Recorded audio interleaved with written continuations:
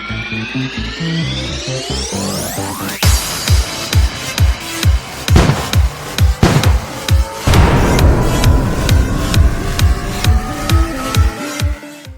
back to the Man2Man podcast, episode 4. I'm your host, Jackson Chapman, alongside my brother, Carson Chapman. And today we're going to get started with a favorite, Turning Time. You guys know how it works. This week's Turning Time, we're going office characters. Classic sitcom, it's one of me and Carson's favorite shows. I will say this bracket was originated by Jonah Brandon. He gave us this idea. We've kind of gone out there with some different takes, and so we're coming in with our favorite, The Office. So I'm excited for today's show. Yeah, we got tons of Office fans around here. And if you're not an Office fan, give the show... Maybe, just maybe, listening to the Man2Man podcast will pique your interest, and you might watch The Office for the first time. It is sadly not on Netflix anymore. Nope. But Soap Today, let me tell you about the great Soap Today. I wish they were a sponsor. Might be technically an illegal website, but I've been using Soap Today since basically middle school. You type that in, it's got movies, any movie that you want, you type it in. Any TV show that you want, you type it in, and it's got it. If you don't have Peacock, which I think is the only streaming service that has The Office. I think that's right. So, if you want to watch The Office, you can go to Soap Today. That is Soap, the number 2, Day. Sponsor me. What a plug. What a plug, Not really. I should probably be doing that, but it's whatever. Okay, so, real quickly, you know what? I'm not even going to go through the seeds. No need. Let's just break it down by matchup. Break it down. 1 seeded Michael over 16 seed Toby. We had to do this matchup. These two hate each other on the show. This is one of those 1-16 matchups where the 16 seed thinks they have a chance, and then the 1 seed just stomps on them. It's like maybe this 16 seed had to play one of those first 4 games. Yeah. They've got a little momentum. They've already got 1 win under the belt. They think, this is one of those games that gets out to like a 12-2 start for the 16 seed, and then that 1 seed just stomps them the rest of the way. So not much debate here. Michael's just an elite character. Yes, I just had an amazing voice crack. I'm 20 years old, and I still have voice cracks. I don't understand We got to leave that in. I don't understand that. If Jared Darnell, I know you listen, he makes fun of my voice cracks all the time. I don't understand why I still have them. It's okay, Jackson. The people need to see your insecurities. It's whatever. I went through puberty multiple years ago, but apparently I'm still going through that process, and it's just a sad day for Jackson Chapman. But you know what? We're going to get through it. We got a podcast to film. So, in the midst of all that, I missed your pick. Oh, sorry. Michael over Toby. Yeah, so you alluded to it a little bit earlier, Jack. I think this is a matchup that the people saw coming. Toby, one of the more forgettable characters. Michael obviously has not a love-hate relationship with Toby. A hate relationship with Toby. And Michael, star of the show. Somebody that we all wish we had as a boss. Yeah. For better or for worse, Michael takes down Toby in the opening round matchup. Real quick before we move on, let's pick our favorite dialogue between Michael and Toby. I think it has to be, the classic when Toby comes back and Michael screams no, no, no. That's what you're going with? No. That's the basic answer. Okay. But my favorite is if I had a gun. Is that 2 times in the first 5 minutes? If I had a gun and I had 1 bullet and I had to choose between Osama bin Laden? No, if I had a gun and I had 2 bullets and I had to choose between Osama bin Laden and Toby, I would shoot Toby twice. That's brilliantly written. That's iconic there, but I think my favorite is when Michael has to go through therapy. Yes, that is and awesome. He sits down with Toby and they've got to make sure he's getting his time in. He's got to be like sitting down for a couple hours at a time with Toby. And Michael's just trying to figure out how he can get out of it. And he says, "I hate your face. I want to smash it." That's also very good. So great dialogue between those 2 characters. Michael pretty clearly wins that matchup. I do like this next matchup a lot. We got the 8-seeded Jan versus the 9-seeded Creed. Is that Jan Levinson Gould, Jackson? That is. Jan is the former boss of Michael's who turns into his lover after their trip to San Jamaica, but Jan wants to keep it hush-hush while Michael cannot shut up about what he did with Jan in San Jamaica. Jan sends it to packaging. Sends it to packaging. Not Packer. That is one of my favorite episodes, I think. I love it. It's a great episode. But Creed he doesn't have much in the show, but every one-liner of just how insane Creed is. It's just so hilarious to me. I don't feel like there's a Creed line where I don't laugh. And Jan just has. She has more interactions with Michael and just everybody in general. Her relationship with Pam, because she thinks Pam is in love with Michael. I think that's hilarious. Michael's ex-lover. If you haven't watched The Office and you want to watch The Office, I recommend the only episode. If you want to watch The Office, the only episode you want to watch is Dinner Party. That's the only one you need to watch, and you'll be hooked after that.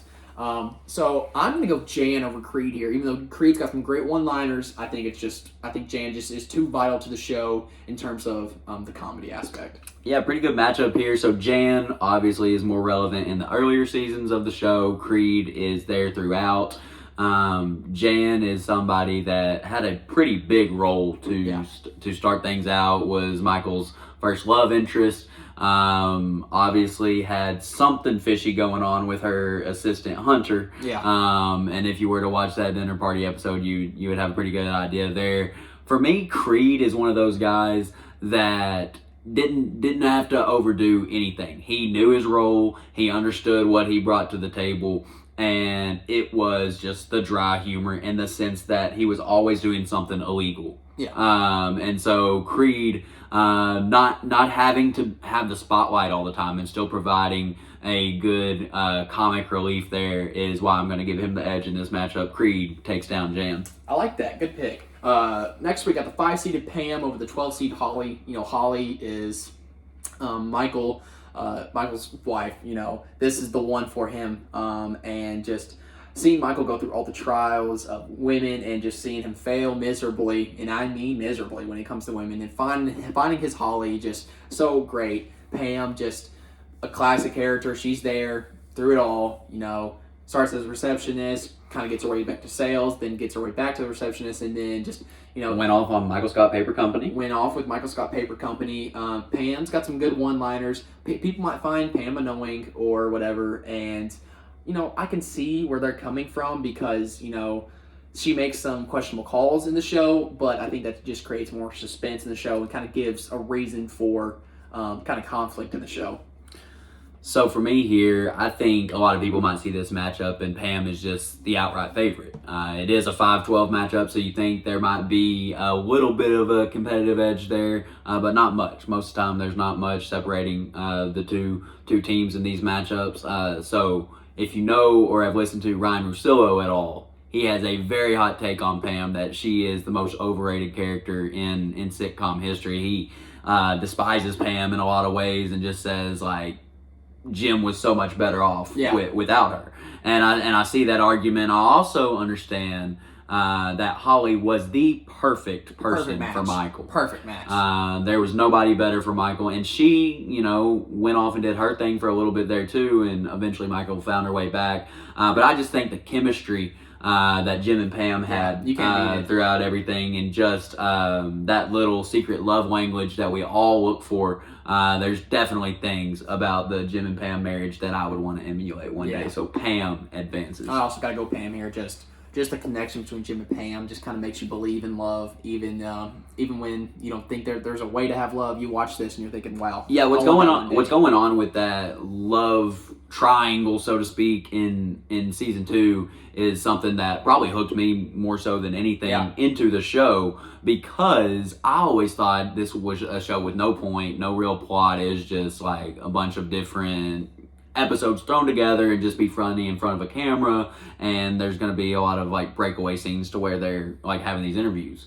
No, there's a underlining plot throughout everything, and it originates, I believe, with the Pam and Jim love story development. Yeah, so we're both going Pam there. Next matchup with the 4-seed Kevin versus 13-seed Ryan. I know you picked a 13-seed every time, but I think this is a no contest. The streak ends. Kevin is just one of those characters that you have to have on the show.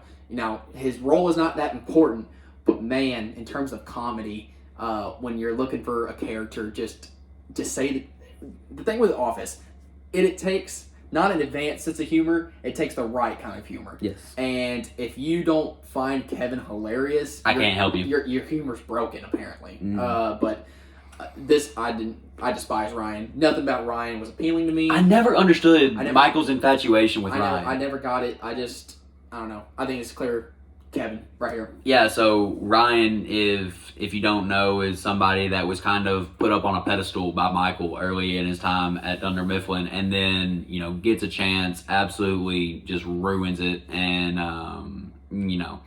goes off and is all corporate, and that ended poorly. Kevin, as consistent as they come. Kevin, I can't decide between a fat joke and a dumb joke, but I am going to decide to advance you in my bracket. Kevin takes down Ryan. So next we have another just pretty layup right here. We got 3-seeded Jim over 14-seed Kelly. Kelly's got some good one-liners, just her sass and just her thinking that she's all that, trying to make pop culture references. I think her desperate love for Ryan. She just wants the attention. I think it's funny, but you don't have a show if you don't have Jim Halpert. You just don't. And Jim has the classic, he's got the stare. He pulls the pranks onto Dwight. He's in this love story with Pam. He kind of has this give and take with Michael. Just, yeah, he's stupid, but I wouldn't want to have another boss. Just seeing him just, thrive just more and more. I don't know. Jim just is such a vital part of this show. And if you don't have Jim, you don't have The Office, so I'm going Jim here. Yeah, great call there, Jack. So Jim is somebody that I think a lot of us can relate to, as he's a friend that we're jealous of. Like, he's somebody that we want to emulate, because Jim seemingly is good looking, really good at his job, and requires little effort on his part. Like, Michael says, stuff that would take me all day to finish, Jim can finish it in 20 minutes, 30 minutes. And so Jim, just incredibly efficient at what he does. He is obviously a gifted salesman, and seems like he's doing it all with little to no effort. And so that is something that seems appealing to me. Yeah. And obviously his back and forth with Dwight is something worth noting, and Jim is the clear choice here, I believe. I agree. All right, 6-seeded Stanley over the 11-seed Angela. Both not very important, characters to the show. Yeah, this is the nothing matchup where it's maybe in an NCAA tournament game. This game may be set at 60 over under. Yeah. This is two Big Ten teams that nobody wants to care about. It's one of those games that you're thinking, I don't really care who wins because they're going to get beat in the next round. That's right. So both have, I think Angela's just a tad more important because she has that love story with Dwight. Just, she cannot get away from Dwight. And the senator. But ends up having Dwight's baby. So I kind of like that a little bit better than Stanley's storyline, even though Stanley has a couple of one-liners that are hilarious. His just hatred for Michael, just his lethargicness when it comes to selling paper. Did I stutter? Did he stutter? His love for pretzels.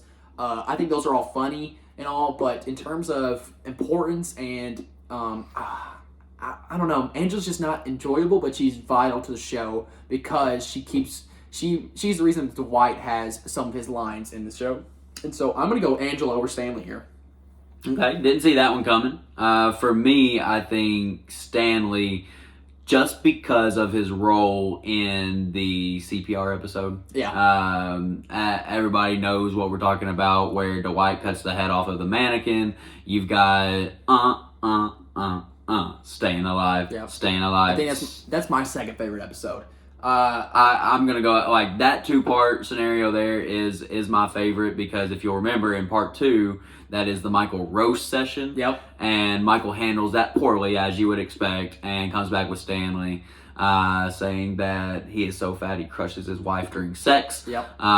Stanley, you advance here for me, buddy. Yeah. So we've got 7-seeded Andy versus 10-seeded Oscar.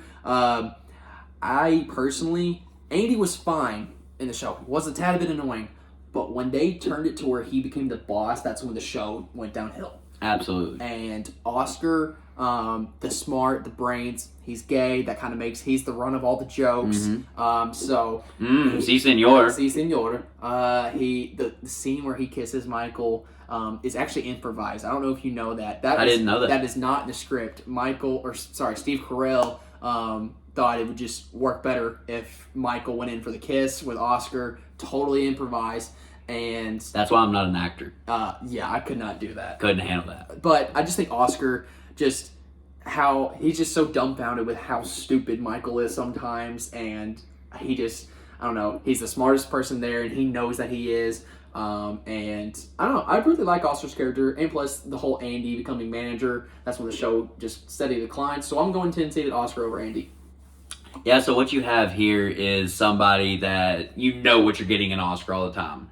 Andy is a complete wild card. Of course, he gets thrown into, anger management when he punches the wall. He totally leaves the company for a month plus when he's boss overall. But I think Andy at his best has enough to knock off Oscar, because I do believe Andy is a good salesman, and I believe that deep down he has a good heart as a boss. And so I'm gonna take Andy here. It's a close matchup, but I'm gonna stick with the Cornell grad. Yeah, Andy. The one thing I would say is, so post anger management, I loved his character. So the little connection he had with Aaron was cute and everything. I thought he was a good boyfriend. He cared a lot. Yeah. So before that, he was just a suck up to Michael, and I just did not like that. And then after he became manager, he was a yes man. After he became manager, I did not like that. So that in between those couple seasons where he's just being a salesman, he's kind of being himself, I really enjoyed. But Oscar, I just love just his humor is just also very funny, just how stupid everybody else in the show is, and I just like that a lot. And then next we got the 2-seeded Dwight versus 50-seed Meredith. Dwight. No need to have real debate here. I think that Meredith is somebody that they all kind of neglect because she's so much different than everybody else. She is the partier on the weekends, not a good parent, probably doesn't care too much about her job, and she is taking on a force that is so inclined with his job that he has no time for anything else. Nothing matters to Dwight other than being the best. And he's beet farm. He has his beet farm. That's it. Those are the only two things he cares about. His two occupations, I would say, just absolutely consume every bit of his time and his energy. And Dwight, you are a stud when it comes to working in paper. He takes down Meredith. All right, so our one seeded with Michael has a little bit different matchup. I'm Michael versus Jan, which is ironic because they're together. And you're Michael versus Chris. So I'm gonna go real quick first. Michael versus Jan. I love the interaction between these two characters. Jan knows that Michael's stupid. Essentially, Jan becomes the dominant force. Yes, but she just can't help herself for some reason. Can't stay away. There's that scene where she's like, I know I should not be doing this, but something's just pulling me in. Yep. She knows Michael's stupid. She knows it's not a good choice. She ends up going to a sperm bank because she knows that she does not want to produce Michael Scott's son. But yet she can't get away from him, and that's the effect that Michael Scott has on you. And Michael, again, he's a 1 seed for a reason. He's the reason the show was so popular between seasons 1 and 7, and then kind of dwindled between seasons 8 and 9 because he left the show. And I just... Again, like I said with Jim, you don't have a show. If you don't have Jim, you don't have season 1 through 7 be as popular as they were without Michael. So I'm going Michael over Jim. Yeah, so Michael is the boss that everybody loves to hate on, right? Because he seems so dumb. He seems like somebody that just doesn't understand or doesn't deserve the title that he has. But at the end of the day, he always finds a way. He always perseveres. He always has the right answer. And as much as Jan tried to manipulate him, Michael overcame it. And Michael is going to take her down in round 2 here. Michael advances to the Final Four. Next we have 5-seeded Pam over 4-seeded Kevin. Great characters in the show. And, we love Kevin. He is just so funny. He's so stupid, but he's just so wholesome at the same time. I love his little interactions when he's talking about Stacy. When Stacy talks about he left him. My favorite, one of my favorite lines is the Valentine's Day episode where he is reading the newspaper and he goes, "Oh my gosh, I think the Eagles can clinch the division today." And then he goes, and then Stacy said, "We're done." And I think that's just hilarious that Kevin is just so nonchalant about his breakup. But again, the Pam and Jim love story has so much weight to the show. Like you said, that's what intrigued you in season 2. You're thinking, is Pam going to stay with Roy or is she going to chase Jim? Right. And because it's so obvious from the get-go that Pam and Jim are so much more than friends. They just don't know it yet. Yeah. If you see that kind of connection in today's world, you're not thinking, oh, they're just great friends. You're thinking, oh, there's something there. Yes. Like the interactions that they have, the jokes that they have, the affection that they show each other. You're thinking this is way more than friendship. And it was also clear that Pam was miserable with Roy. Exactly. Like it would have been so much harder if Pam was in a good relationship that like was very healthy. No, like Jim was a husband figure in her life that she didn't have at home. Yeah. And so I'm gonna go Pam over Kevin. I love you, Kevin, but I gotta go Pam here. wow. I was not expecting that. I thought that the 5-12 matchup between Pam and Holly was, something that could go either way. So I'm gonna stay chalk here. I'm gonna take Kevin. Kevin is just somebody that we all love to be around. I believe Brian Baumgartner, I think I'm saying that name correctly, is a fellow Packers fan. So that's got to relate just a little bit for me. Kevin's famous chili. It's kind of what he does best. And what he's doing now is taking down Pam in round 2. So I've got Jim versus Angela, and you are Jim versus Stanley. I really don't think we have to debate much here. I think we're both going Jim. He's just too important to the show. He brings the relationship aspect of it, the seriousness of the show, but also providing comedy, providing just witty quotes. So I'm going Jim over Angela here. Jim is great at everything. I alluded to it in round 1 when I said he just makes it look so easy. And Stanley, I think, would be the opposite there. Yeah. Stanley has to work for what he's got. And Jim is just nonchalant about everything, but eventually Jim is just somebody that's going to be too much for Stanley. Jim's comedy, Jim's just business mind, and the way that also can hoop very well. Oh, Man's a hooper. Amazing athlete, and even though he has a body like Gumby, he is going to take down Stanley here. He advances to the Final Four. So my matchup is 2-seeded Dwight versus 10-seeded Oscar. Again, I love their little dialogue here when Oscar is kind of he's sandwiched in between the Angela and Dwight situation and along with the Senator situation. I love that whole just Dwight's like, what should I do here? I love her, but also you're stupid. Like, just, I don't know. I love Dwight and Oscar's dialogue, but in terms of character-wise, Dwight's just got to beat out Oscar here, so I'm going Dwight. If you are somebody that works with Dwight, you are absolutely going to get frustrated with him on a daily basis. When you see how serious he's taking his job, you're like, dude, can we not just punch in, punch out, and clock out like the rest of us? Paul Blart reference there. I was about to say, safety doesn't take a day off. Yeah, safety does not take a holiday. Yeah. So Dwight is going to get on your nerves if you're working with him. But at the end of the day, when he's getting his stuff done and it makes the company benefit and it's helping you in turn because he is just knocking out everything, that's somebody you got to have on your team. So Dwight is going to take down Andy for me here in round 2, and it's a pretty chalky Final Four for me. Yeah, I mean, it's almost chalk for me, but I just have Pam instead of Kevin. So our Final Four, I'm Michael versus Pam and Jim versus Dwight, and you are Michael versus Kevin and Jim versus Dwight. So I'm going to go ahead and do Michael versus Pam. Again, Pam, vital to the importance of Season 2 and Season 3. Insanely vital. But when she comes to Seasons 7 and 8, when Jim leaves for Philadelphia, she turns selfish. She doesn't accept Jim's role in Philadelphia. She doesn't. I think the clear option for her would have been, let me just go get a job in Philadelphia. Yep. She could have got an art job. She could have got a receptionist job. She could have got anything in. And the whole art thing. I mean, come on. Yeah, that whole scenario was it's just total a fail. bad idea from the start. So Pam, with how popular Jim was, everybody was pulling for Jim.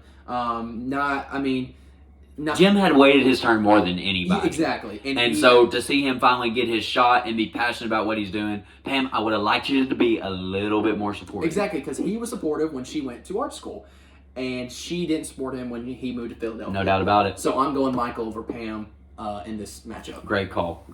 Love that analysis there. So I've got Michael versus Kevin here. 2 heavyweights. No pun intended there, Kevin. Michael... anytime that you thought Michael was too dumb for this job, anytime you thought he was over his head, he totally redeems himself.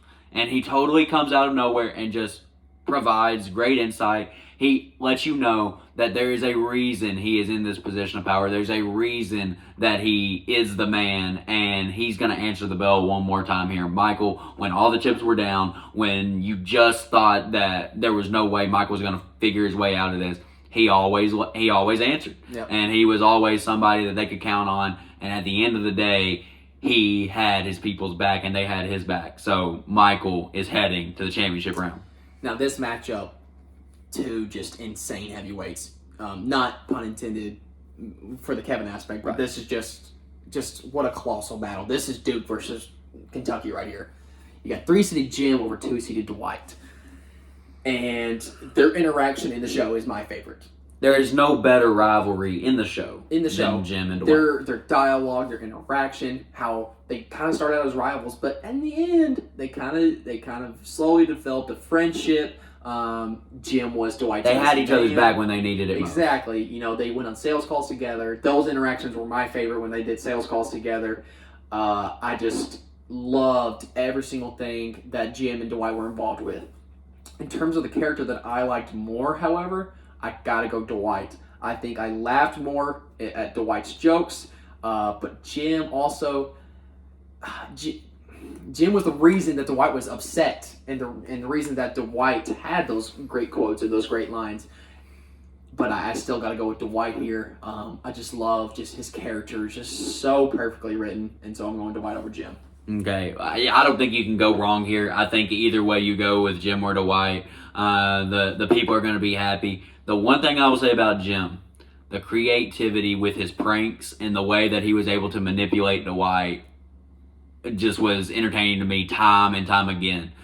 Because at the end of the day, Jim knew the best way to get Dwight frustrated was to seemingly outsmart him, because that was, so embarrassing to Dwight to seemingly get outsmarted. So Jim, calm, cool, and collected. He's going to take down Dwight here, and he advances to the championship round to take on Michael for me. So I'm Michael versus Dwight. You are Jim versus Michael. I'll let you go ahead and pick your champion real quick. Wow. I was not expecting the privilege to go first. Go for it.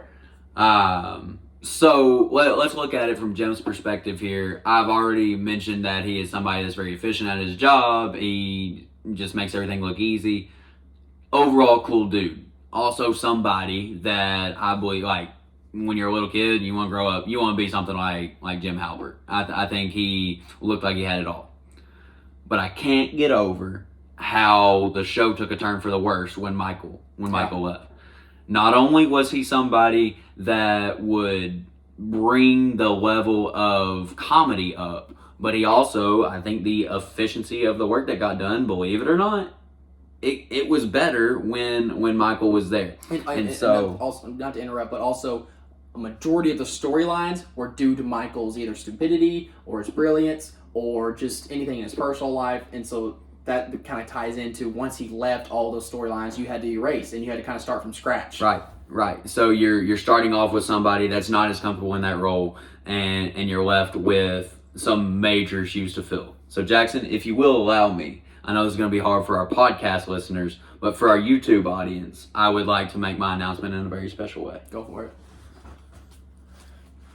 Podcast listeners, he is getting up and grabbing something. Oh, I knew you were going to grab that.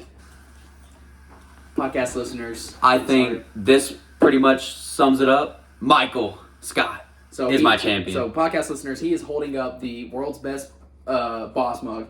And Carson, you want to go ahead and tell him who got you that mug? Jackson got it for me as a Christmas present, and has known me my whole life and realizes that I've never drank coffee in my life, yet got me a coffee mug for Christmas. And the reason I did that, I said, you can drink water out of it, but I just thought, you'd love some office merch. And I saw that, and if it's Christmas time, I was like, it's too good not to get Carson. And you probably... That was the first use of the mug, just letting the people know. Wow, that kind of hurts me, but it's whatever. So mine is Michael versus Dwight, and it's very difficult. These two, they bring the majority of the comedy to the show. I think you laugh the most when these two are on the screen. Michael's is because he's so stupid, but Dwight's is because his is not stupidity, but it's more like, is this idiot really trying too hard? Trying too hard. Like, that's exactly what it is. It comes to the factor of, I cannot believe this is an actual person, and this person is doing. He doesn't seem real. Yeah, he doesn't seem real. So those two sides of comedy clashing together in the show is just so great. The writers of the show cannot praise them enough with how well they wrote the show. But in terms of a character, Sorry, Miss Faisy. Sorry.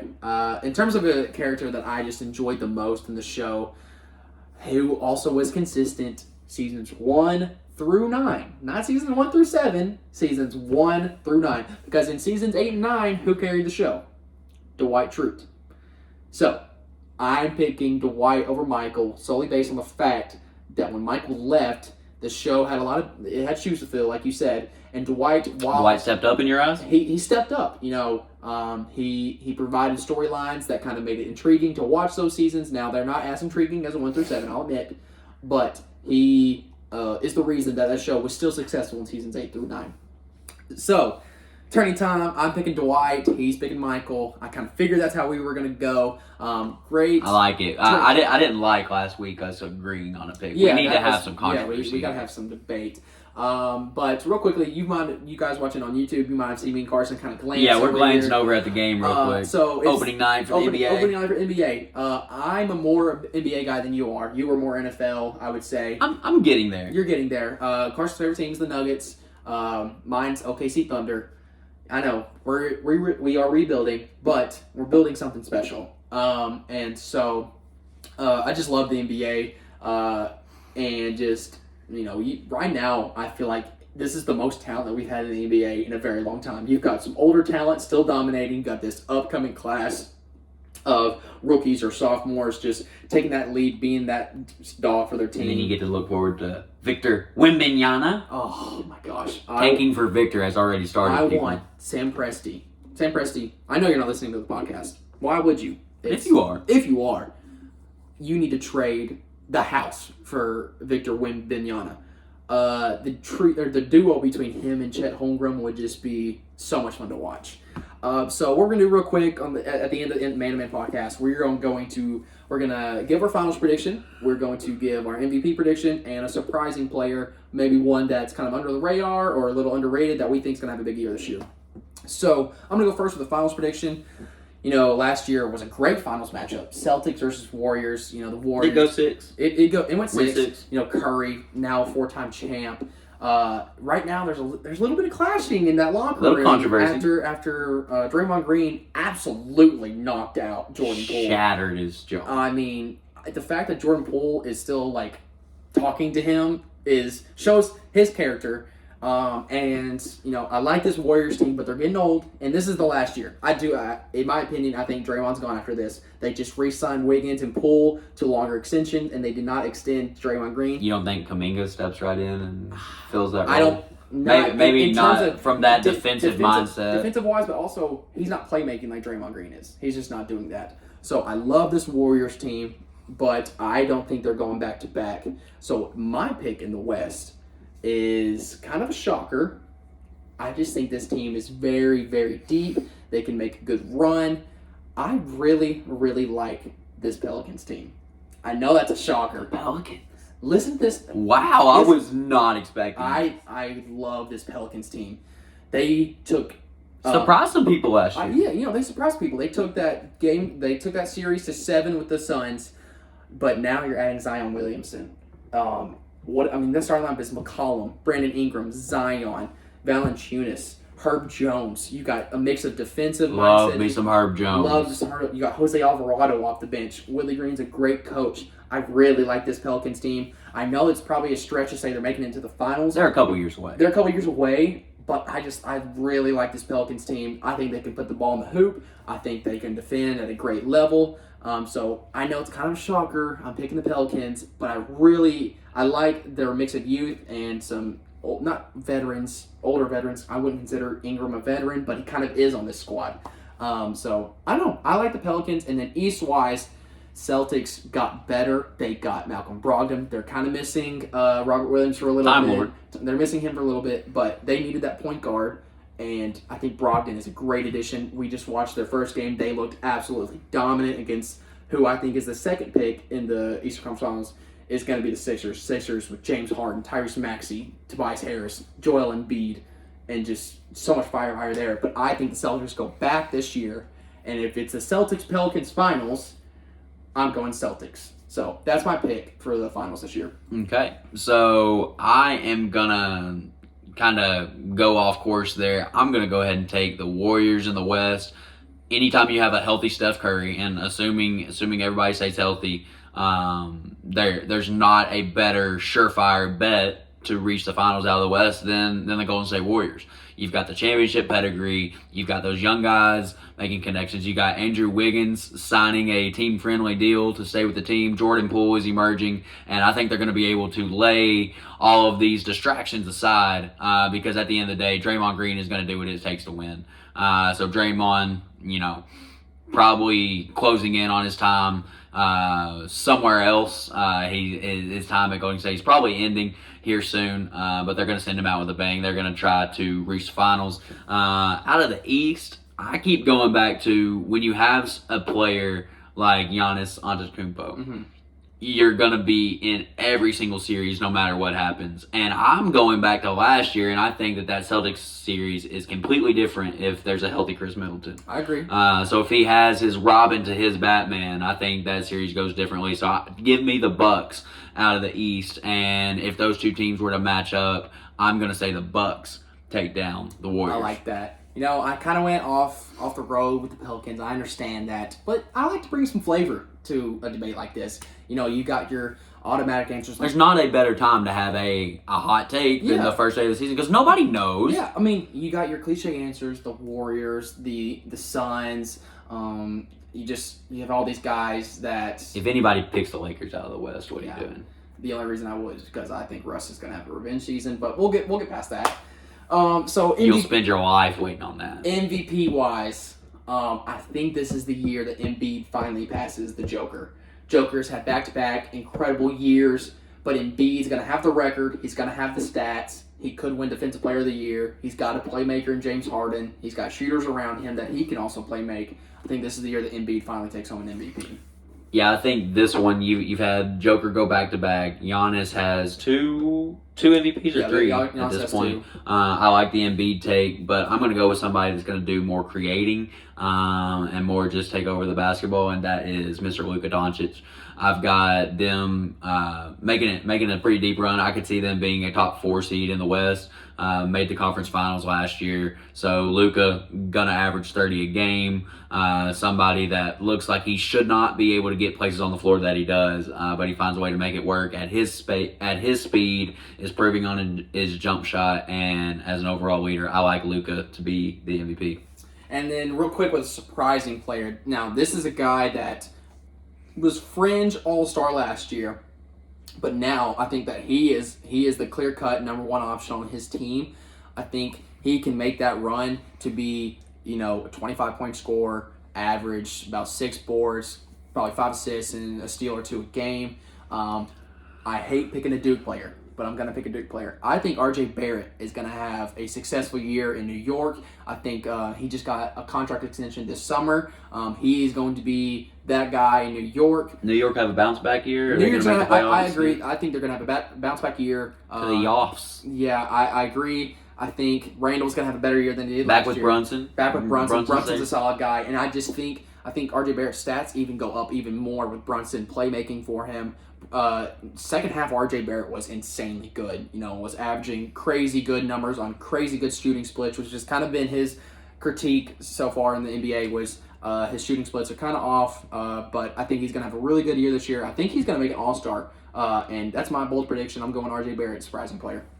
I don't know if it's fair to call a former number 1 overall pick a surprising player, but I don't want us to forget about what Zion Williamson did a couple years ago. Jackson said that he likes the Pelicans, and with good reason, because you're returning a player like Zion who is a physical freak. I was under the impression that when he got to the league, he wouldn't... we knew he could hold up physically just because he's so strong, but didn't know how his game of a literal non-threat 6'6", maybe 6'7", wing who can't shoot at all. And we feared his game wouldn't translate. And we were quickly proven wrong because you cannot stop that man from going left. He is going to clear off every offensive rebound and just jump out of the gym. He scores at an efficient rate. And when he is coming downhill on a fast break, it's just clear the runway.